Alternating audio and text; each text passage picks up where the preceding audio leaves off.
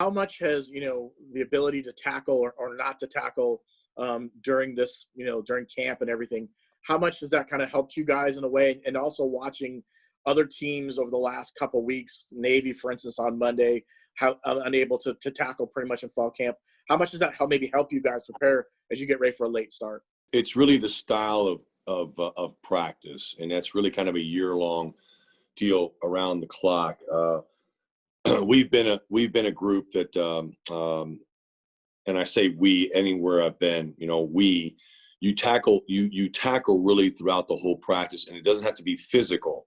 So much in the back end or on defense in general, you deal with space, and whether you're on special teams, you're really going to hear the same stuff over and over: closing space, making sure that when you're coming to the ball carrier, you're working with leverage.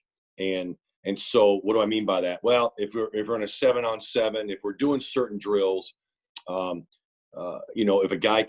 a receiver catches the ball or running back catches the ball, we want you to close the space, keep pushing the near hip, near thigh board, getting a good football position, and strain. We call it 5-second strain, and strain, getting a good position, and keep on closing at the ball carrier and without even touching them. And we feel that in every drill that we do, whether we're doing a team session where it's not live, it's all tag, we call it thud, where you're not really bringing anybody down. Take the proper angles, get in a good football position.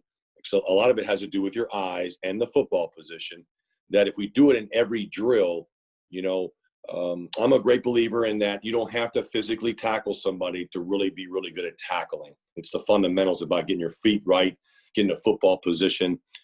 Is your eyes in the right target, which obviously in this case, we're talking about the near hip, near thigh board, and really just stressing that. We do drills that continue to say the same thing in the drill we're using a pad, we're using, whether it's a donut, whether it's shields, whether it's one of those stand-up tackling things, trying to save bodies too, because we do that anyways during a regular season where we're not hitting each other. So we do the same drills we've been doing year-round, but really just continue to stress that when we are in the team sessions going 11-on-11, 7-on-7, hey, listen, we can still tackle, and you just got to stress it and hold them to it, discipline them if they don't do it right, critique it, and keep on saying those things, because this is going to be the same thing other than wrapping up. But we do that with pads. We do it with dummies. I mean these agile bags or stand-up hop bag that you teach to grab, wrap, snatch, and roll pads, not players. Again, we do that anyways all year round. I keep on saying that, without players, because you have to save each other. So that's been the main focus. Not that we don't say, a game like speed is going to be different. We don't like to say that because we think that our practices are very game-like, as fast as our offense is, as fast as we operate as a team, which is really good for us in trying to process stuff and getting lined up, communicating, and also finishing plays, which is really the basic fundamentals of us as a program. With Brandon Moore still on his way back from the knee injury and Tay Gowan opting out, that seems to have elevated Zamir Maxwell into a really prominent role as a boundary corner this season. What have you seen from him as he's sort of taken on like number one receivers during scrimmages and practices? Yes. He's obviously has been working with the first group, and he's obviously improved tremendous mentally and physically. You can see that the mature level is really raised to a different bar, basically, so to speak, the bar has been raising. He has raised the bar at a different level just based off of last year to this year. We've got obviously some young players that are pushing him, and that's really good. But being able to line up against the receivers that we have that are very talented, whether they're 6 foot, whether they're a little bit shorter, whether they're tall like Jay Harris, has been really good for him too. So being able to practice against those kids and different types of skill sets has been good for him. Hey, Coach.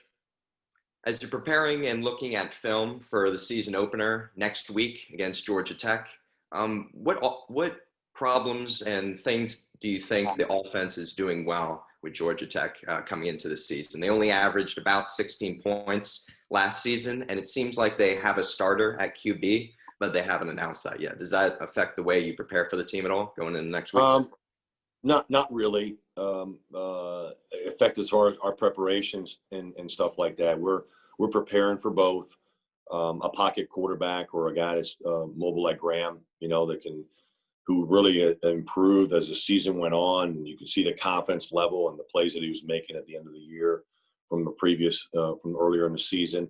And if it's Jeff Sims, who's a very talented player that we really wanted here as a staff, we know who he is, and we know all the skill sets that he has. So, you just prepare for the scheme and anticipate the different types of skill sets you'll see. You know what I mean? You got a guy that might be a little bit more versatile in Graham, where Sims might be more of a pocket quarterback, but he's athletic enough to be a threat on zone read keeps, and so it's not going to change our preparation. It's just obviously it's the most of the staff is from Temple, and it's just like we've got some kind of history with Coach Collins and his staff, who've done a tremendous job when they were at Temple, and we're just expecting a whole different team mindset, talent-wise, a year later, just because of his success wherever he's been.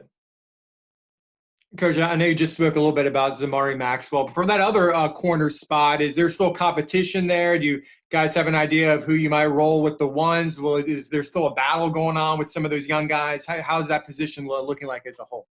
It's really just including Zamir with that. We've kind of rotated those guys around, okay? And we've moved.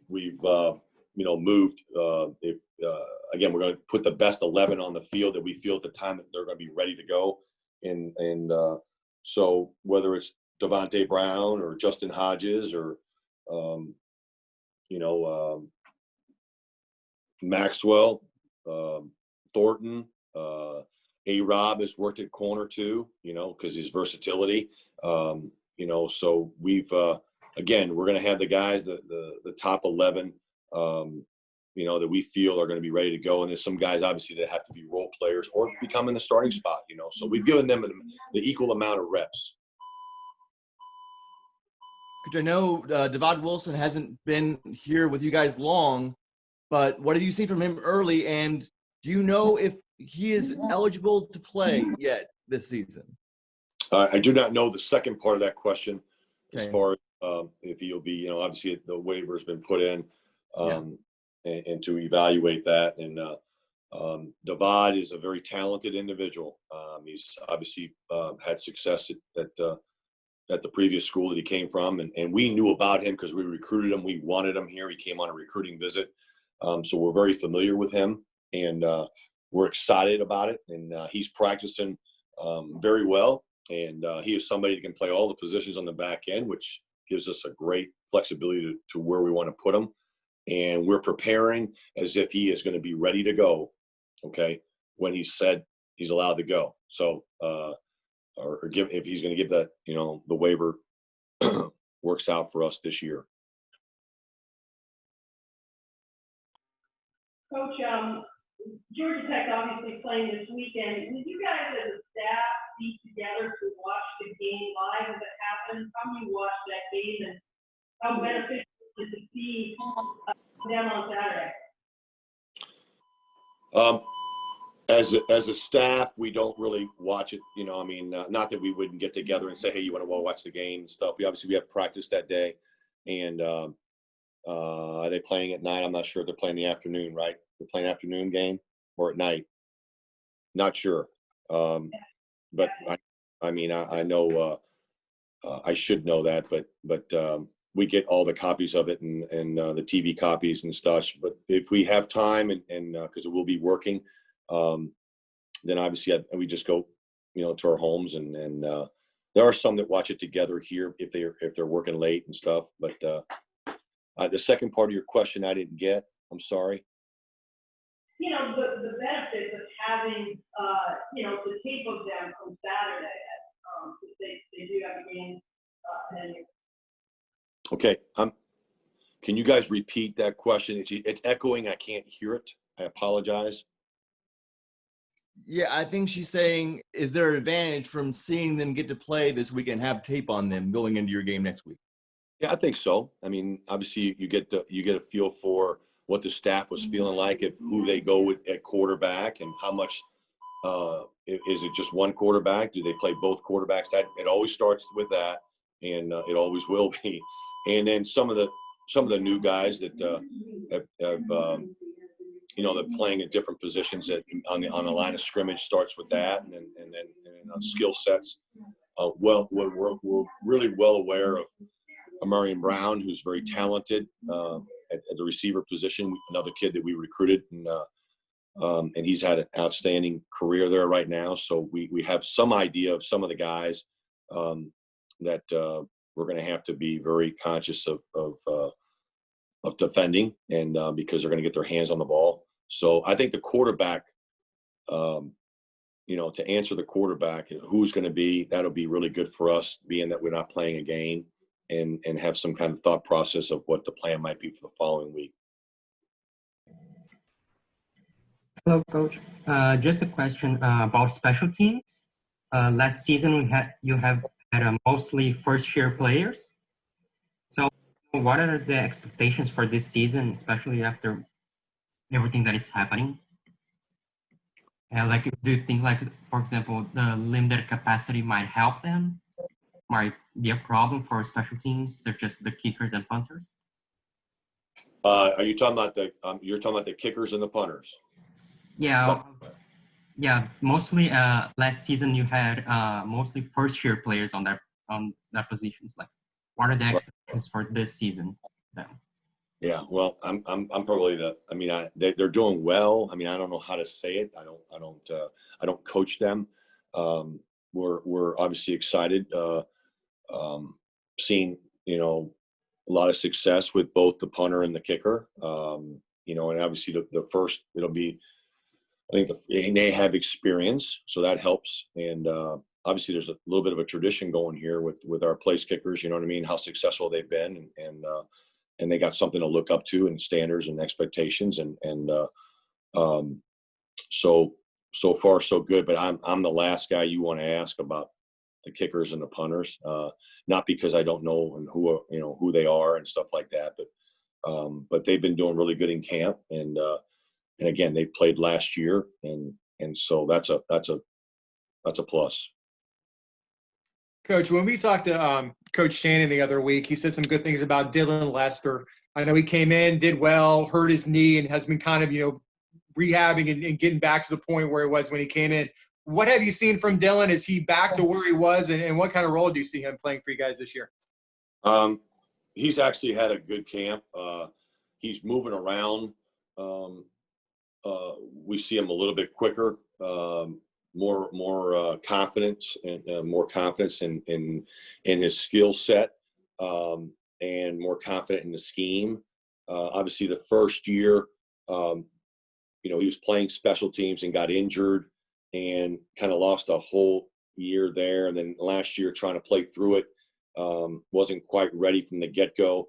And then as the season went on, he got better, more confident. But now coming out, he is somebody that can play multiple positions. We've done that. We've moved him around.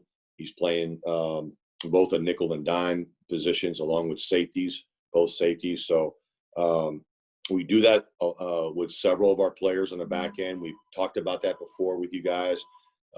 That's important to us because, again, we want to play the best 11, especially on the back end. We want the guys that, because everything's about matchups, and being able to play different positions helps us on defense. Coach, specifically with Corey Thornton, he's gotten some accolades here in the preseason as being, a true freshman All-American from some outlets. What have you seen from him specifically in his first camp with you guys? Corey, what we like about Corey, he's really a locked-in individual every day. He's really focused at his job. It's important to him. You can see that. When he makes a mistake, he initially will beat himself up about it because he feels like he's disappointed his teammates and coaches. we love that about him. He's very prideful. He likes to very competitive, likes to win every rep. That's what we kind of coach and teach, and those are really good qualities to have when you're playing out there by yourself as a corner, so to speak, and asked to cover guys man to man. And it's not going to be perfect. We're not asking for it to be perfect. We're just asking you to do the simple things better, so to speak. Don't your footwork, your hand placement, your eyes. And he's conscious of that. We like that. A very detailed guy, and obviously his teammates really have been impressed with him. And he's got a long way to go. I mean, he's just a young player, first year out of it. We know he's going to be attacked. He knows it, and just working on those things. The plus for us is, I said earlier, is that we're going against what we feel, one of the best, if not the best receiving core of guys to be able to go against in practice. And he gets the speed guy, he gets the long guy. I mean, I know he's a long guy himself. That's really been good for him as far as learning and how to defend different types of skill sets. Coach, really appreciate it. We're gonna wrap it up there. Thank you everybody for being on, and we'll be with you next week on what we got going on for game week. Thank you, Coach. Very much for having me. Thank Appreciate you. Stay healthy. All right.